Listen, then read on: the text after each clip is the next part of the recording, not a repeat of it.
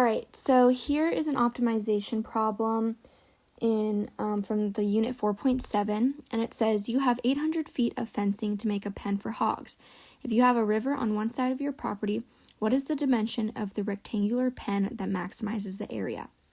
So first thing we're going to do is going to define the variables.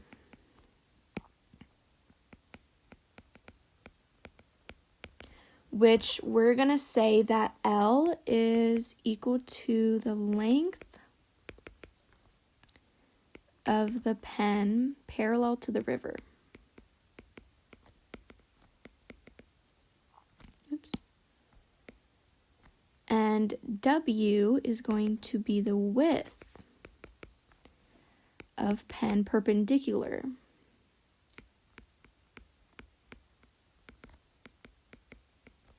to river. Okay, next we're going to ask what is the objective equation? And since the area of a rectangle is given by length times width, it's just simply going to be A equals L times W. And our constraint equation,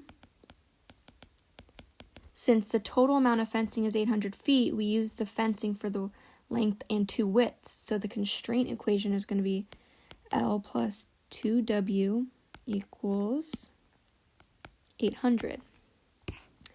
So step 3 is going to solve the constraint equation and plug it into the objective equation. So we're going to say L equals 2W, L equals 800 minus 2W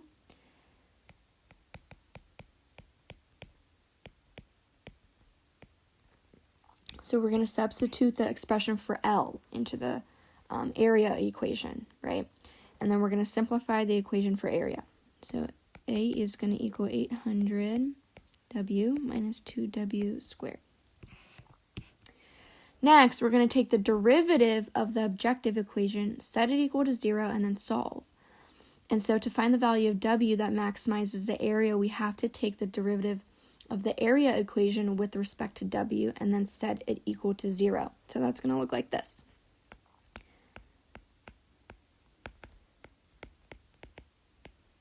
And then we're going to set it equal to 0. And W is going to be equal to 200.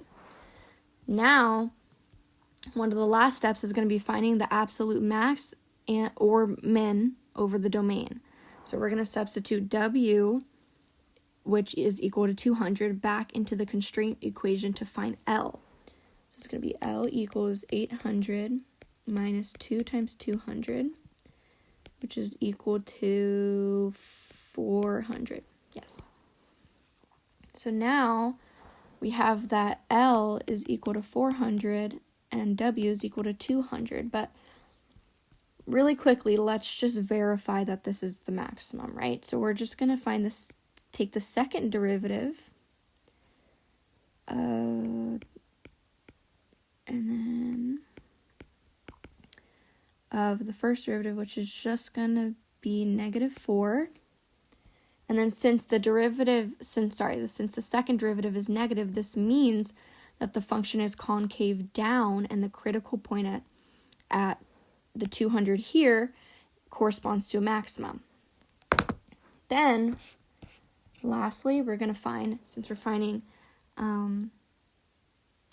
technically we're finding surface area, or just area in general, we're going to plug those back into the original objective equation, which is going to be 400 times 200. And we're going to get that the area is 80,000 square feet. There you go. That's your answer.